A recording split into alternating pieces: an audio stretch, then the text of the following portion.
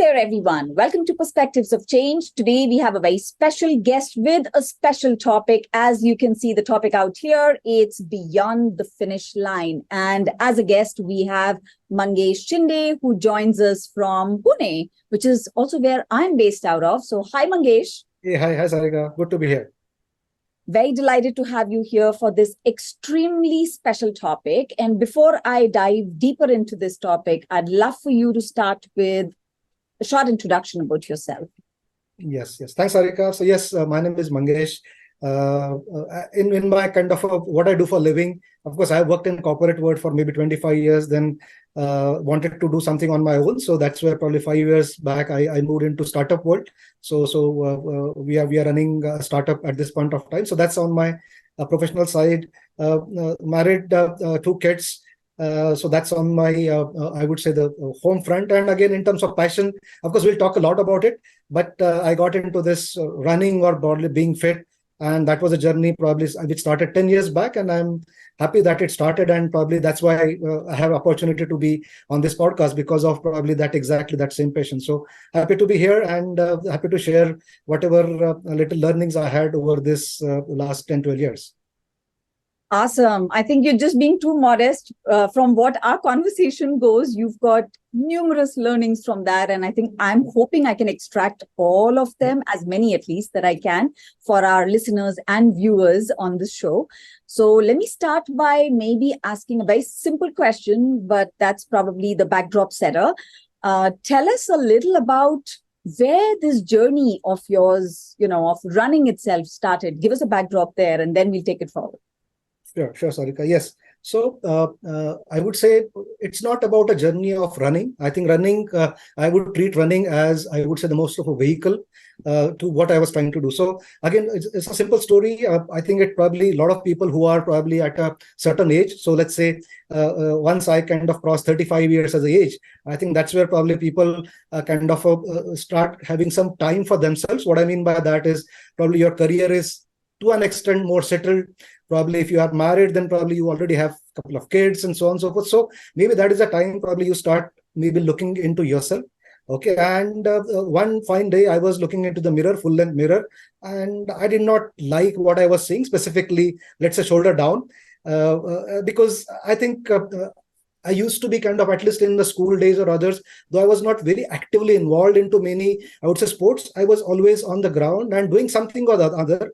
Okay, but I was always, I would say, somebody who was lean, right? And at least of a decent physical. But what I was looking at was somebody who was definitely around, I was at that point of time around 75 kgs. And as we could imagine, right, when somebody has those doubts, then it felt really bad that, okay, what has happened to me, right? And then that was self-doubt that, okay, is this what I want to be? Because there's a lot of life that you have to go through. And then I think there was another thing that came to my mind, and I read it somewhere, right? That because you see your kids there, right? And maybe I was also looking into my parents, and somebody said that the best gift that you can give to your kids is your own health. Right, because that is where and that is something which stuck to me that, okay, of course, and it is typically Indian tradition, right? Because usually you tend to take care of your parents, whether you stay with them or not. So it's always at the top of your mind, right? And that's what it kind of stuck that I think if you are healthy, I think your kids are going to be better off because they don't have to spend too much of time taking care of you. And probably the same way, probably I don't have to take care of my parents as much because they have probably taken care of their health better, right? So that is something which kind of struck me, and that's where I said I wanted to get that kind of a confidence or feel good about myself, right? And I think that is where I wanted to spend some time with myself, feel good about myself, do something for self, I guess, because so far it was something to do with your company, your career, your family. I think everything was probably you're doing it for somebody else, right? And I think somewhere in this whole journey, I lost who I was, or probably I don't remember I have done anything which was specifically for myself. And that's where I said, okay, I need to change it. I need to feel better. I need to get better shape. I think, and that's where the journey started. So running was never, I would say, on the radar. I think I just wanted to be fit. Now, whether it was going to be walking, running, cycling, swimming, yoga, I had no clue at that point of time. Interesting, right? So So when you figured this out, I would assume, and of course I know a bit of your story, but let's put it this way. I would assume you probably came up with like, 100-day plan or something and said, hey, this is what I'm going to do. I mean, knowing the structured corporate person you are, and we have collaborated in one or two organizations. So is that what you did, or what did you do? Okay, so yes, couple of things happened. So one, of course, is I'm not somebody kind of a typical gym person, or somebody who wants to kind of enroll into something and then go there. So I chose the easiest way, and which is fortunately the place where I stay, I have a hill or a tekadi just behind my house, right? So that was the easiest way, that okay, start going for a walk, because it needs the least amount of, I would say, investment in terms of whether it is specific shoes or clothes. It's fairly low cost in that sense. You're not dependent on anybody, because you can go whenever you want, because like some sports wherein you need a partner, whether it is a badminton or tennis, you will be dependent on somebody. So this was a probably very low maintenance sport in that sense. So I just decided to go to that tekadi, and that's how it started. So just go for a walk, and usually it started with just probably on the weekends start going for a walk, right? And I think that was good, because of course when you go to a hill or tekadi, then it is more peaceful, right, compared to going on a walk on a road. It at least you get some time for yourself and so on and so forth. So that's how it started. And funnily, what happened is that of course I'm talking about almost 12-15 years back, right? And that point of time, the watches were not as smart as what they are today, right? Or even the cell phones were not, right? So I was not really measuring how much I was doing, but I was feeling better that, okay, I went to a tekadi, then I came back after 30-45 minutes, I felt good, and so on and so forth, right? But as you said, somewhere at beyond the point, you try to start measuring things, right? Because I think somebody who comes from a corporate world, usually you tend to measure everything, right? And that's how, and again, probably coming from a slightly more project and delivery background, you wanted to know, okay, how much am I doing? And then I think I downloaded some app, and then I realized that, okay, I was feeling that, okay, I was doing a lot of distance and so on and so forth, and then figured out, okay, it is just about a couple of kilometers, right? And then I said, okay, 2 kilometers is, I can do better, right? And this was, I would say, a time of maybe in around 13, mid of 13, maybe around July, August at that point of time. And I said, okay, I need to probably, this is 2 kilometers, is, even if I have to say that, okay, I'm doing 2 kilometers, it should be something to feel good about, right? To telling somebody. Then I said, okay, by December 31st, I should have a target of 5 kilometers that I would do walking, right, on the tekadi. And that's how I put that as a goal. And that's how it started, that, okay, I had a, you call it as, right, a hairy, audacious goal of 5 kilometers to do within the next 3 to 4 months. That was, I think, in the change, okay, I wanted to change myself, and I had this target of 5 kilometers by end of maybe 3-4 months, and that's how it started. Of course, this goal changed a bit, and maybe that's another story, if I can probably just narrate that, how that kind of a thing also changed. Oh yeah, that would be interesting, because I'm curious, did you even achieve the goal, or was it like just a goal on the wall? Correct. And I think, okay, so this is what happened, right? And I don't know for what reason, I remember this date of, it was around October, around, I think it was 22nd October 2013, okay, around 10 years back. And it was a Saturday, most likely, yes, it was a Saturday for sure. And every Saturday, of course, I have a routine of kind of meeting with friends, and then, of course, enjoying a couple of drinks and so on. So it's Saturdays are dedicated to friends, and that has been there for last, I think, the time that I remember, right? And that was a Saturday wherein I think we were sitting with friends, and then usually I have a friend in my group who said, okay, I'm going to go early. It's probably already 11 o'clock. I need to go early. And of course, we said, okay, come on, it's just 11 o'clock, right? The party is just getting started. And then he said, no, tomorrow morning I have to go for a run. I have registered for this Pune International Marathon, and I'm going to do 21 kilometers, right? And that's why I need to go. We said, come on. And since, of course, at that point of time, everybody laughed at him and said, what is the priority in life, right? To enjoy with friends, or punish yourself to go get up early in the morning and run 10 kilometers. And that time I remember saying that, okay, you have to run 21 kilometers and you have to pay for it. Come on, who does that crazy thing, right? Who does that by paying and punishing yourself? And so that's how it said. And he just said casually to me that, Mangesh, I think in our group, probably he and me are comparatively slightly more health conscious, right? Comparatively. And he said, why don't you also try for 10K? And I said, come on, that's not going to happen. And fast forward, let's say 12 hours, morning I get up and I realized that that day night I had come home and went on the site and registered myself for 10K, right? So it kind of, thanks to probably that Saturday night and that small nudge that somebody gave me. And then I realized, okay, what have I done? And being a Pakka Punekar, I said, okay, since I've paid, I cannot, there is no refund policy, right? So I need to extract every whatever money I have paid. Maybe it was just around $750 at that point of time. But I said, since I paid it, why don't I give it a shot, right? And that's where then probably I did a lot of good reading. Is it possible? What I should do? And then again, I have this 2.5 months to go. And then once I started more reading about it, and then I came up with a plan. And then that's how this first 10K happened. So from that perspective, I never started with running as the goal, and running X kilometer was never a goal. It was always that I want to become fit. I want to feel good about myself. And then this trigger just happened. And then once I did that first 10K, I think it was more about, rather than completing that 10K, the whole journey of probably researching about the topic, understanding what running is all about, doing the whole planning. Okay. And by the time I went through the whole exercise, somehow I found the calling in running.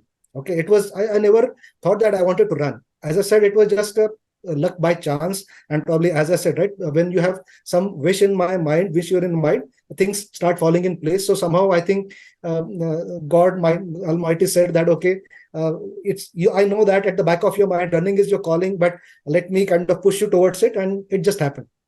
And I think that's where the first 10K happened, and that's where I realized that this whole thing of running is really interesting.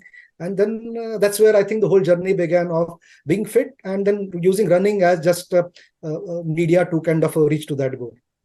So this is getting very interesting. You started by putting a target of 2 kilometers. Okay, that's what you wanted to achieve. But then that didn't sound so appealing because it's just 2 kilometers. Yeah. You said, okay, let's put a good audacious target, 5 kilometers.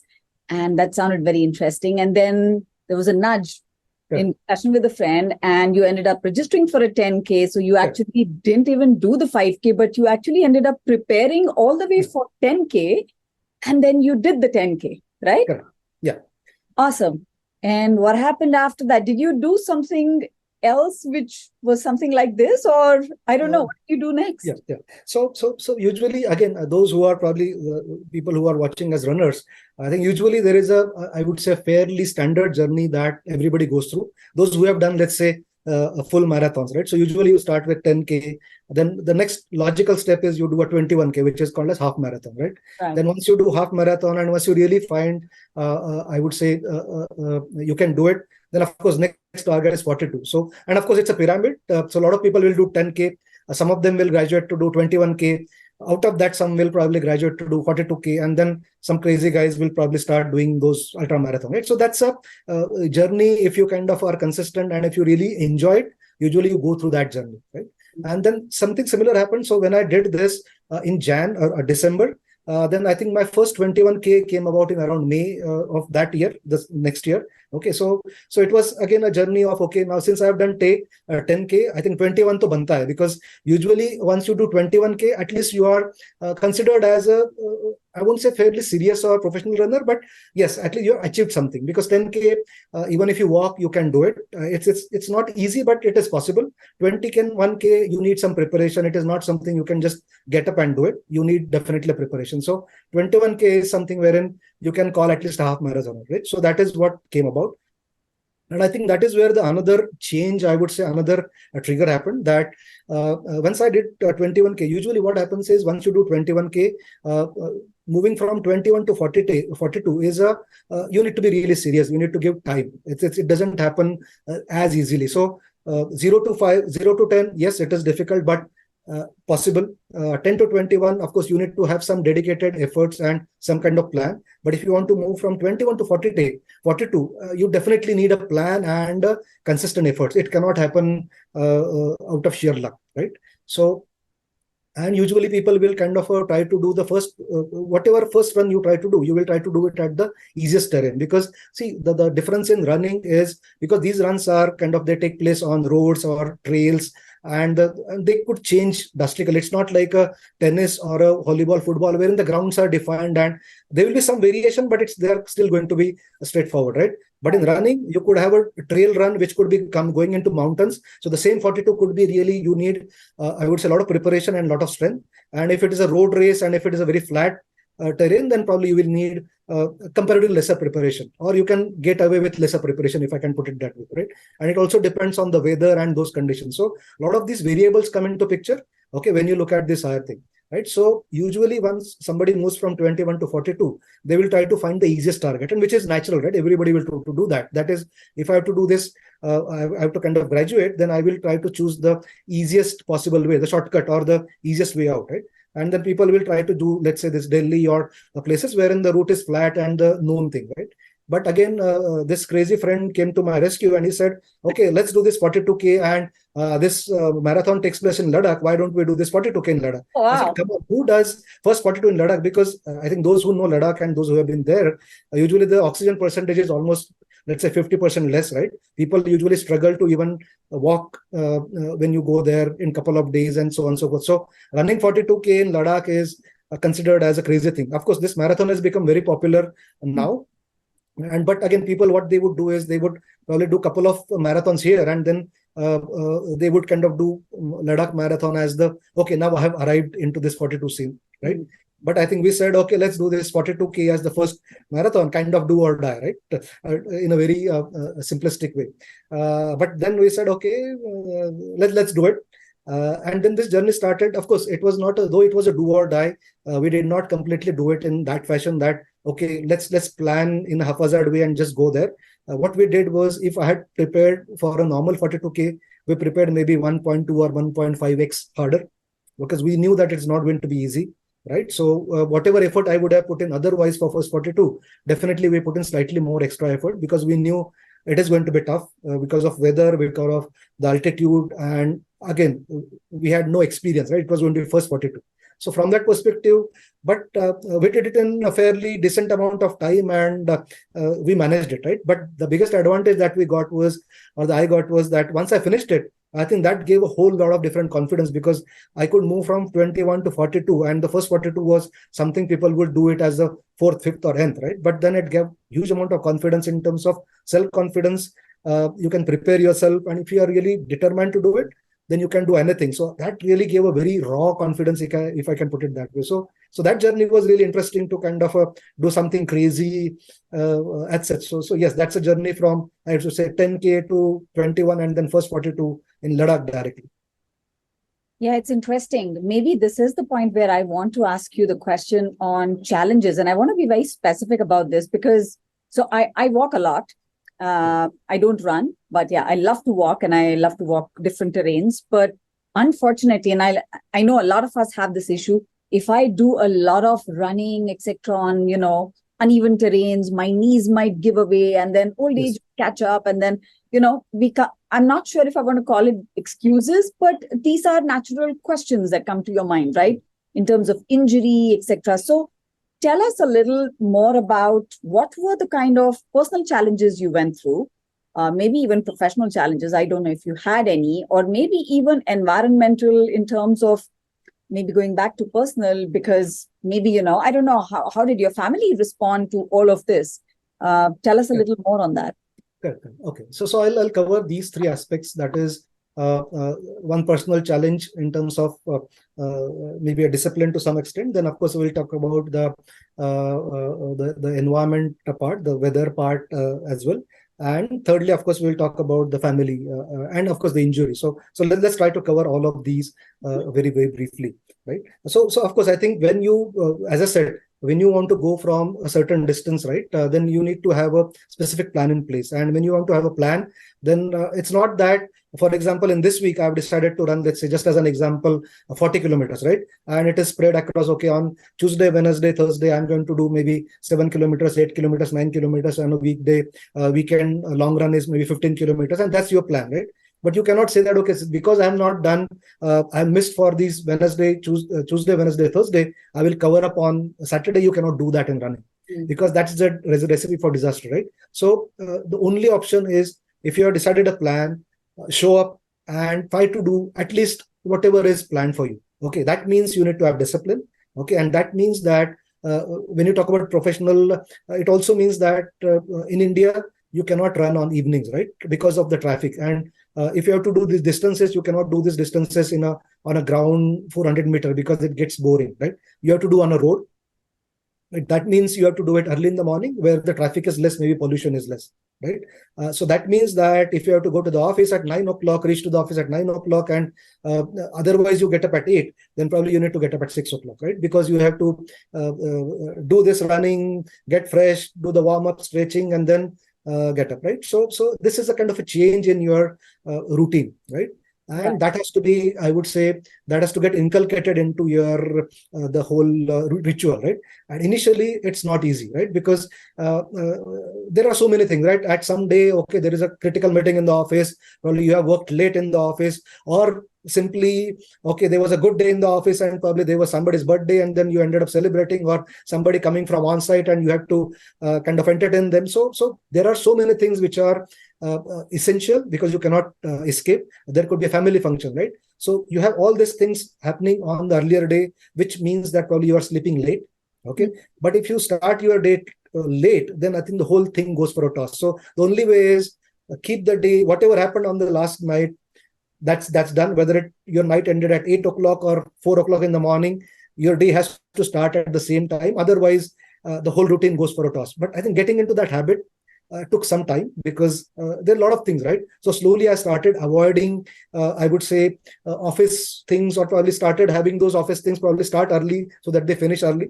Okay, if Right. my long run is on Saturday, then usually earlier my Friday evenings was always with office colleagues. I slowly kind of changed that, or probably started having those early, or probably even started avoiding those. So some changes kind of started taking place from a professional perspective. Another thing, of course, that happens is, and usually you will say that, okay, nowadays, right now, we are in December, right? So early in the morning, I think nobody wants to get up in the morning because it's really nice. Of course, it doesn't get, I would say, the day doesn't break till probably almost 7:38, right? It's dark and then nice, cool weather. So everybody wants to sleep it off, right?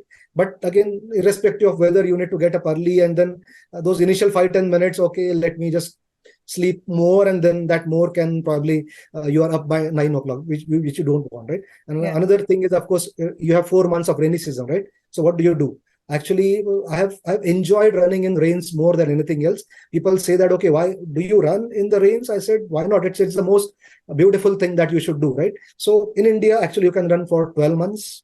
There is no break. Okay, but again, this is something which you need to adapt to these changes, whether it is I think some of the people say that there is nothing called as bad weather. It's like it's your attitude and probably the how you look at it. You will find happiness, and if you adapt to it, you will find happiness whether it is in cold weather or whether it is in rainy season. You will start enjoying it if you really want to enjoy it. I think if you try to find fault in it, then you will always have excuses that, okay, it's 8 degrees in the morning, and then I just overslept, or probably it was raining heavily. Come on, all these are excuses. I think you need to just internalize it, and then it will happen. So that is second part. Third part is again about family. I think that's also interesting that when I started running, slowly, I think what happened was my wife also started running with me. And then in the first, I would say, I remember first year, we had something called as marathon tourism, because see, usually what happens is once you do this first 10K and 21K, you tend to run in almost all the marathons because you can do it. So you want to kind of go run the marathons and then click your pictures, and then you want to do it, right? But that year we did, whether it is Hyderabad or Goa or probably other places, wherein I think we used to go together.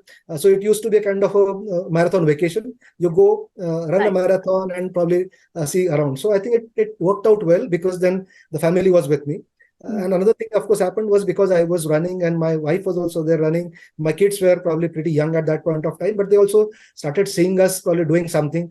And of course, they got interested into football and other sports. So it also kind of, rather than, I see a lot in this current stage that parents are probably sitting on a couch and probably having chips and watching TV, and probably they themselves are over it and asking their kids that, why are you on a mobile? Go out and play. But I guess kids are looking at you rather than you giving them gyan. I think you should lead by example. So I think that is what happened. I did not have to kind of go to that extent, because if I have to say it, I think they could see that, yes, my father is getting up in the morning and he's doing it, then my authenticity, of course, increased. So that was on the, I would say, the family part. And the last part about injuries, I would say, yes, there is a lot of, I would say, misconceptions about injuries, and that is natural because running by default is a a sport which has very high impact, right, in terms of your knees and all that.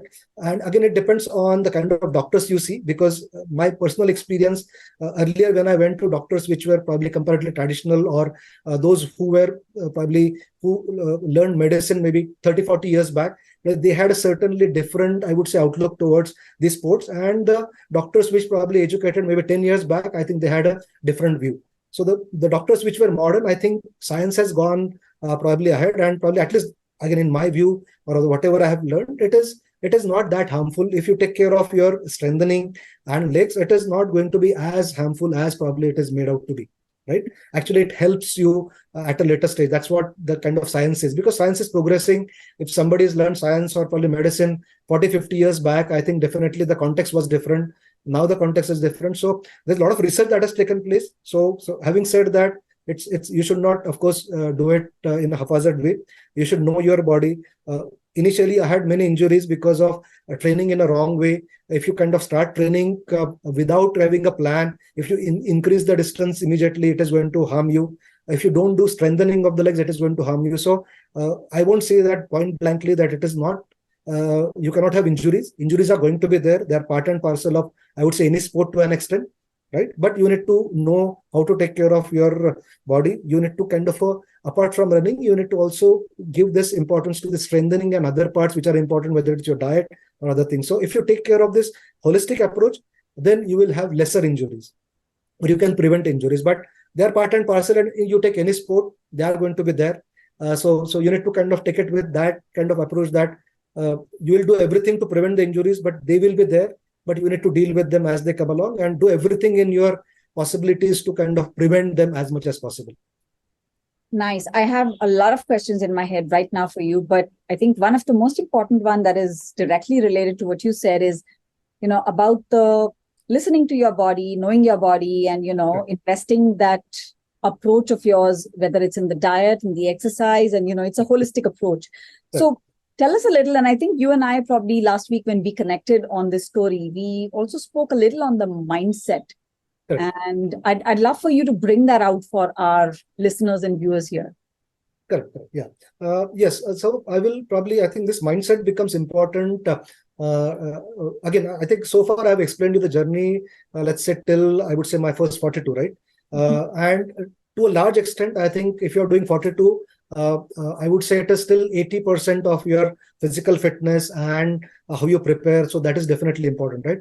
But once you kind of move from a marathon to, let's say, ultra marathon, and what is ultra marathon and what is a marathon, just to kind of, I'm sure a lot of viewers already know it, but any run which is 42 kilometers approximately is a marathon, and any run which is beyond 42, it is considered as ultra marathon, right? So usually ultra marathons will start with, let's say, 50K and will go up to whatever distances. So there is no upper limit to it, right?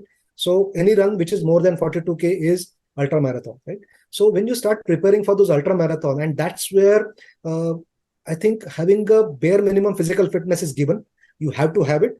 But if you don't have a mental attitude and a fitness, then you cannot do any of the ultra marathon. Because when you talk about ultra marathon, and that's where maybe my first ultra marathon, I would say real ultra marathon came about, which was around 89 kilometers. That's Comrades, which is done in Durban, and which is, I would say, the largest in terms of number of people participating, because there almost 17 to 20,000 people participate for those almost 80 to 90 kilometers. So which is very tough, because it has time pressure. It is not something wherein you can just do that in given any point of time. It is something wherein there are strict cutoffs, 4-5 cutoffs, that if you're not there into that time, then you are just taken out of the race, right?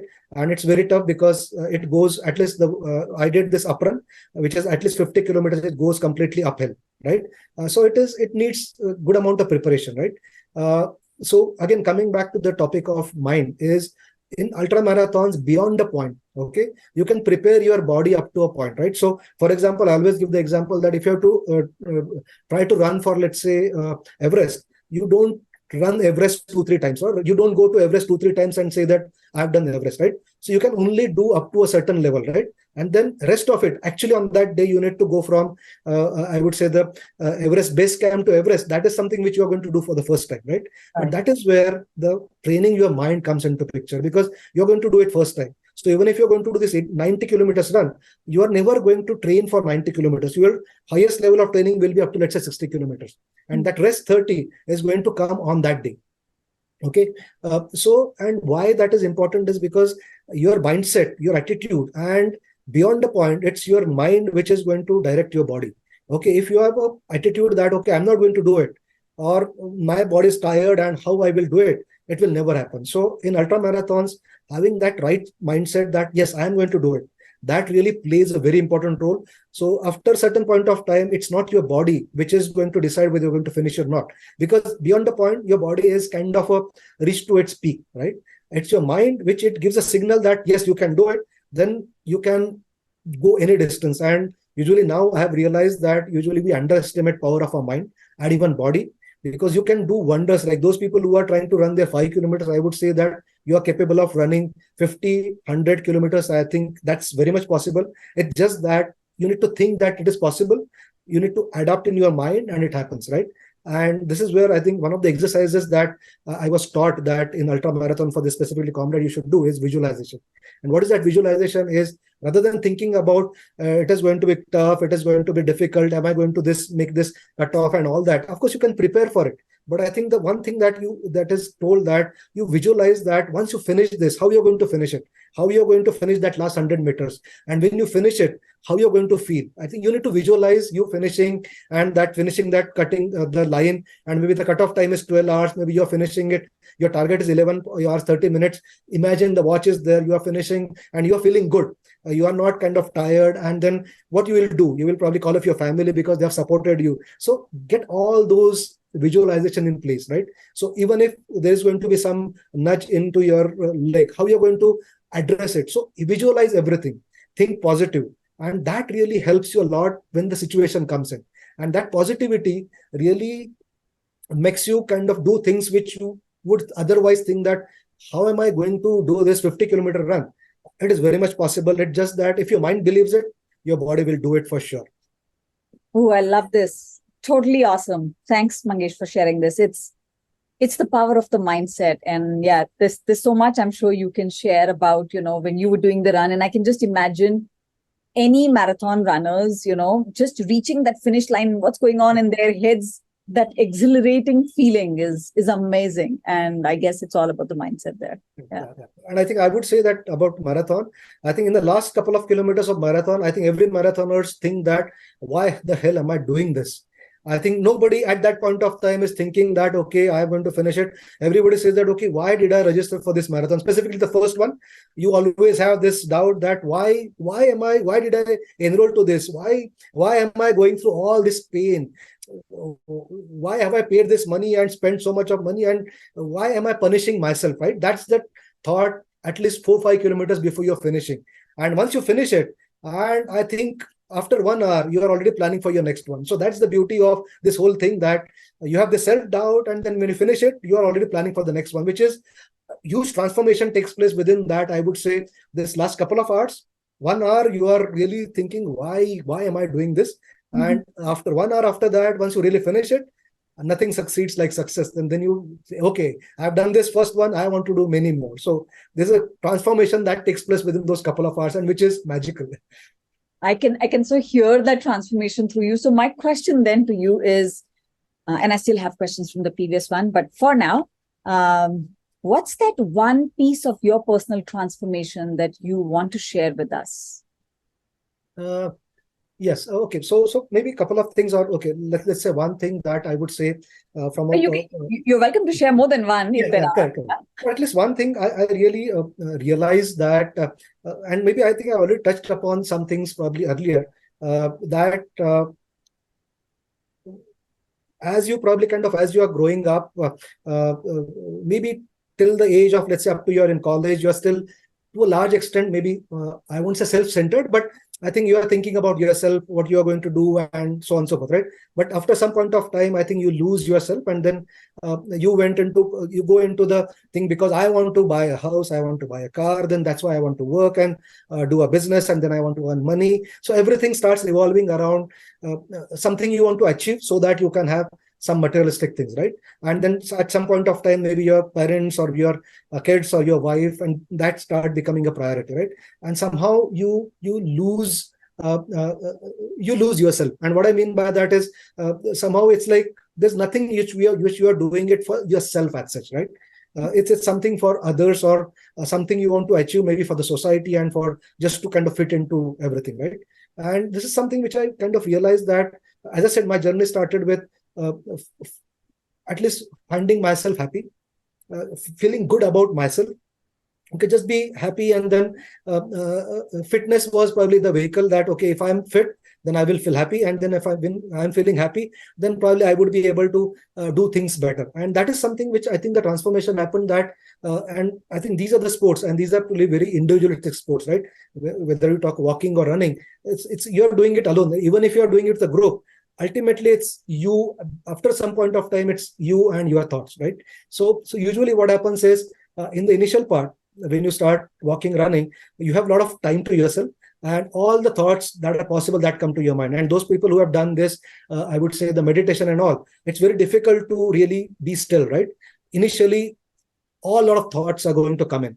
And that is what happens. It's impossible to kind of find a still mind. And that is what happens in running. You have a lot of time, and which is good, because then whatever are the, I would say, the thoughts which have been kind of running at subconsciously, you can get out. Maybe you can do a lot of self-talk. Okay, a lot of time you get to think about whether it is life, family, career. Usually you don't get that kind of time, even if you're always doing something, right? But these kind of activities give time to self. Okay, so in the initial part, you have all this time for yourself, and then you can kind of address those, kind of encounter those, or probably directly, I would say, face them. And a time comes, maybe after an hour or so much, so on, so on, so forth. Because I think when you've done ultra running, you are doing it for 10-15 hours, right? So I'm sure you don't have that kind of material in your mind, that you don't have to find solutions to all those problems in the world, right? So after a point, you get into that phase of meditation wherein there is nothing, right? It's like you're actually enjoying what is happening around. Okay, there are no thoughts because you already addressed them, right? And that's the part wherein you have found time for yourself, and it's a very calm, it's a kind of meditation. Though you are not sitting in a dhyana mudra or probably sitting still, it's still you can find this in any activity you do, whether it is running, whether it is cycling. I think you will get to a stage wherein you are actually really enjoying what is seeing around, and there are no thoughts around. I think that is the biggest transformation I saw, that I found myself. I would say that was the biggest thing that maybe I had lost in this whole journey of career and family.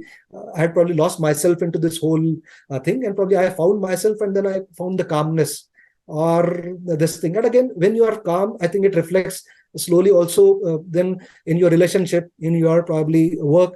I think if you're feeling good about yourself, I think it is going to have impact on your other parts as well. So I think there's a lot of this, I would say the byproduct of this was also a lot of many other things. But yes, I think that was the biggest transformation I would say that I found myself after maybe 35-40 years of my existence. Yeah, well, I don't know who said it, but it goes somewhere like you look outside, or you look the way you look outside because of the way you feel inside, right? So because you felt calm, you felt confident, and felt successful, felt that you've achieved quite a bit, and felt yourself, felt authentic about yourself. I guess it reflects then in every piece of your engagement and your connection with everything else around you. Awesome. Okay, so then I have one interesting question for you, because I'm still curious. You haven't shared that with me. You did share the pictures, and I'm going to share those pictures on the video since you gave me permission to share those. And I'm going to call that out. It's a family achievement wall, as you called it. So I am curious, first of all, tell us a little about that wall, because I'm going to share that picture on this video, when I release that out. And for our listeners, yes, there would be a link in the podcast show notes. So feel free to go peep into that, or just hop over to the YouTube channel if you are keen to look at the pictures in the video. So tell us, first of all, Mangesh, a little about what's this achievement wall containing, and who came up with the idea? It wasn't you, was it? No, of course.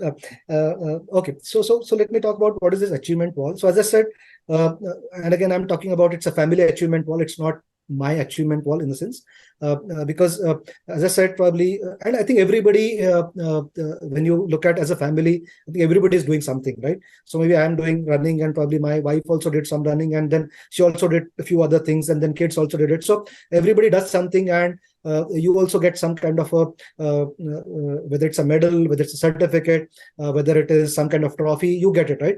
Usually what happens is, you will get it and probably you will keep it somewhere, and maybe if I have to ask somebody that, okay, you got this trophy 10 years back, where is it? And then it could be lying somewhere and it's gone, right? Right. So fortunately what we have done is, and of course I think you will share that picture, is in a way we have a kind of a wall, wherein when you go from one floor to another, so there is a kind of a wall wherein we have hung all our medals as well as posters about everything. So everything is there, and of course, again, the whole idea came about because of my wife Jaya. She's really passionate about these things. So one thing that good we have done is, those who are into running, you would know that you get this bib or the number, right, that you tag it to your t-shirt, right? And fortunately what we have done is, right from our first run, which was in 13, we have kept all the bibs. Of course you will keep the medals, I think that is minimum. You get the certificate, you have the bibs, and then so what we have done is we have created a frame which has the bib, the medal, and the photograph, okay, and the certificate, and for each run there is a kind of frame that has been created and that has been hung on the wall.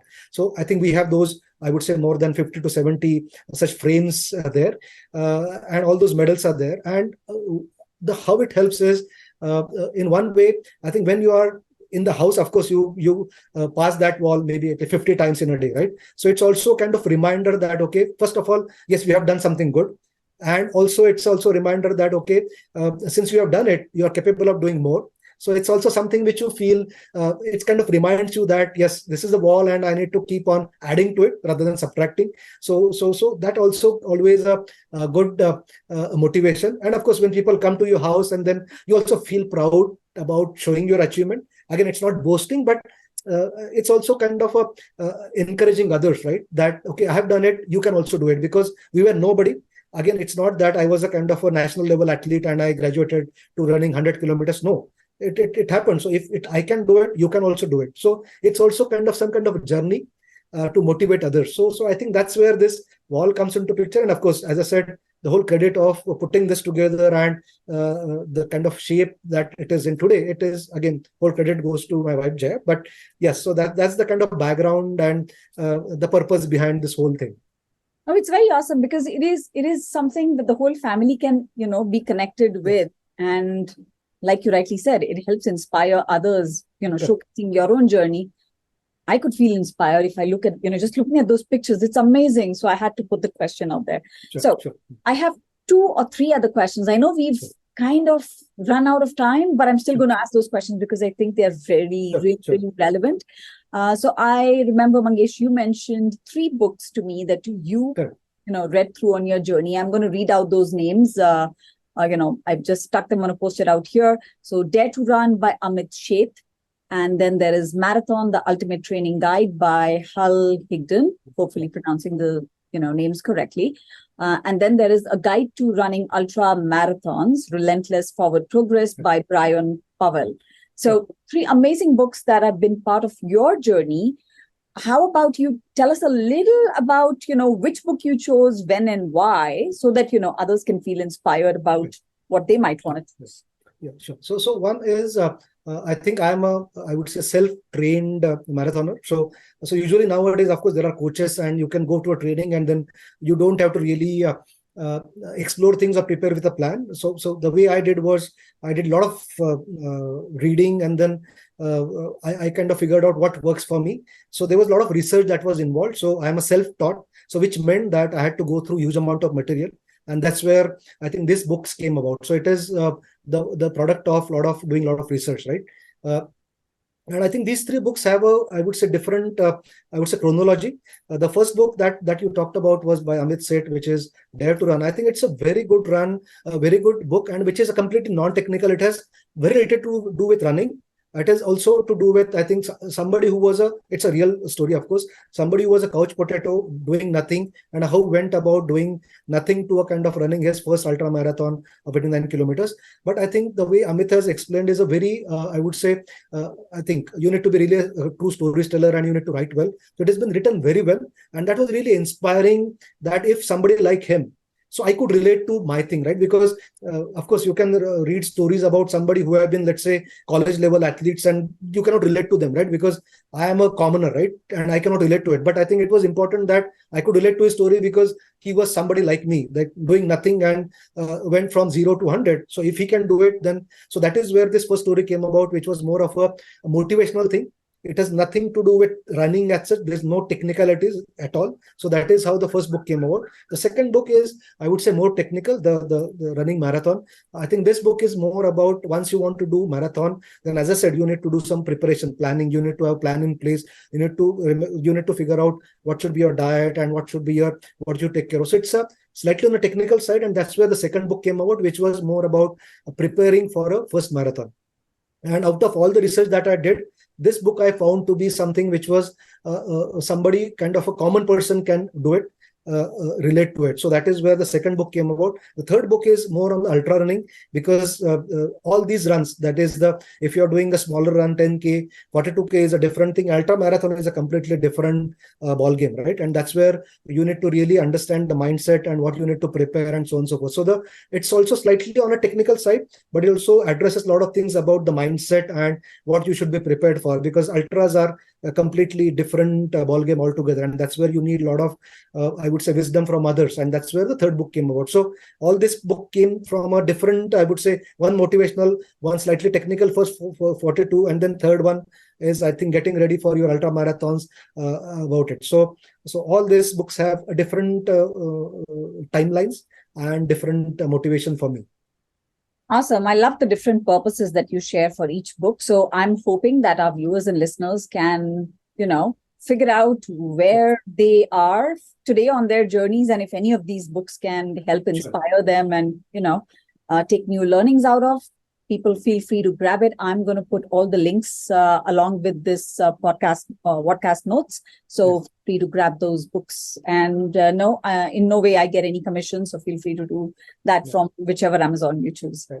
Yeah, just one thing I would like to add is, I think I know that right now, like even if you go to a doctor, he would, I think usually you will go with a lot of research that you have done, and doctor would say that, okay, do you want to go to the Google doctor or to me, right? And that is very important, because I think a lot of information out there is, you really don't know how far it is true or false. So if somebody wants to take any activity, whether it is cycling, running, any activity, I'm sure everybody is going to do a lot of Googling, come up with a lot of information. So right now the problem is not having information, but having too much of information. And that's where, which people you follow, whose guidance you're going to take is really going to be important. So don't follow, I would say, the WhatsApp gurus. You really need to kind of know whom to follow. Otherwise, as I said, take any topic, you will have extremely opposite views. Okay, so that's where be cautious about whom you are following. If you're going to give a search that injuries in marathon, then you will never run. Okay, so that's where I think what kind of search you give and whom you follow is going to play more important role and that's where I think these books come into handy, because they are from authentic authors. You don't really need to buy those because there's a lot of material, but if you're not cautious about whom you're following, I think you can end up into a lot of injuries or even not starting at all. So just be cautious in the current day of information overload. I think that's just one rider. I think everybody should just remember. Yeah, very important. One last question before we wrap this conversation up. If you had to leave, let's say, one or two advice nuggets of yours from your enormous nuggets that you've, built up during this journey of yours, Mangesh, what would you share for us? So one thing I would just say that maybe a list, couple of things, right? Don't always kind of set up a goal of, let's say, running 100 kilometers, right? I think that's a means to achieve something, right? So always you need to, as I said, my goal has never been run 100 kilometers. I never started with that. I think the goal was very simple. It was, I just wanted to feel good and I wanted to be fit. That's about it, right? So I think have that kind of a broader goal. So, and find your calling, right? So what I mean by that is, I never had idea, as I said in the initial part, I think that running just happened and I found my calling in running, right? It would have happened that, okay, I would have done this first 10K and I may not have enjoyed it, and I might have switched to maybe cycling or swimming or something else, right? So don't get boxed into, I have to run something or I have to do this thing. I think your goal should be, okay, I want to feel good and I want to just be happy. The means, you have to explore, you have to kind of give time to yourself and find that calling for you. Because once you find that calling, once your passion is there, then no goal is impossible. So that is one thing, is don't run after this goals because, let's say, Mangesh has done this 100K. You don't have to do it. I think my background, my passion is different. I think our goal could be same, that, okay, I want to become fit, and your path could be totally different. So find that calling, okay, and find that way and explore things. So that is point number one. Okay. The second thing is, for any of these activities, discipline becomes important. And what I mean by that is, really don't go after that in a given day I have to do this 5 kilometers. I don't think that doing 5 kilometers is important, but showing on that day is more important. That on that day you did not feel good and maybe you ended up doing 2 kilometers. That is much better off than doing nothing. So if you have a plan, just do it. Just show up on that day. I think that is more important. That once you build that consistency, and that is more important in the initial part of, if you're setting some habit, that is the most important thing. I would say that's not about how much we have done. If you have decided to do 3 in a week, I'm going to do 3 times at this o'clock, I'm going to do something, do it. You may not do exactly the amount of quantity that you had in mind, but at least all these 3 days you got up, you showed up there. That is more than important, because once you get into that consistency, other things will happen automatically. Automatically, your distance will increase. All those things will happen automatically. You don't have to really worry about those parts. So just show up. I think that is more important, right? And thirdly, I would say that, again, this is more, let's say, philosophical to some extent, that, and again, I touched upon it earlier, that life is short, right? So finding yourself and enjoying what you do is really important, because beyond the point, I think, I'm sure everybody has some hobbies, right? It could be in the college days, you would have enjoyed maybe going for a walk or a run or cycler, or maybe you enjoyed doing painting or doing something for yourself, right? And in this journey, you lose yourself, right? I think it's the time to find yourself, and it's never too late, right? Finding yourself, finding your calling. I think if you don't do it now, it will never happen. So it's very important to giving time to yourself, and whatever you enjoyed when you are young, find that calling and start doing it. Whether you do it at 30, 40, 50, 60, 70, it really doesn't matter. But you should not feel that, okay, I should have done this probably when you are, let's say, on a deathbed. There should not be any regrets, right? So life is short, and enjoy it till it lasts. And then I think that's probably kind of a more philosophical thing, I would say, at the end. Awesome. I love the fact that we can all find and create our own unique journeys, and the least you can do is show up to what you have planned to do. Yeah. Awesome 3 nuggets. Thank you so much, Mangesh. Thank you so much for coming up to Perspectives of Change and being open to share this amazing journey of yours. And I'm so glad we connected on this story of yours. And I'm so delighted to share that with our audience. Yeah. So thank you for being our amazing guest, and I hope to have you on yet another story on Perspectives of Change. Thank you, Sarika. Looking forward to, and I hope it inspires others. And then, as I said, if I can do it, anybody can do it. Awesome. So thank you all for listening and watching Perspectives of Change. If you haven't yet subscribed to the channel, do remember to hit that subscribe button. And if you like the video, which I'm sure you will, do remember to like the video too. And yes, I will see you with yet another speaker and yet another amazing Vodcast very soon. Bye for now. Take care.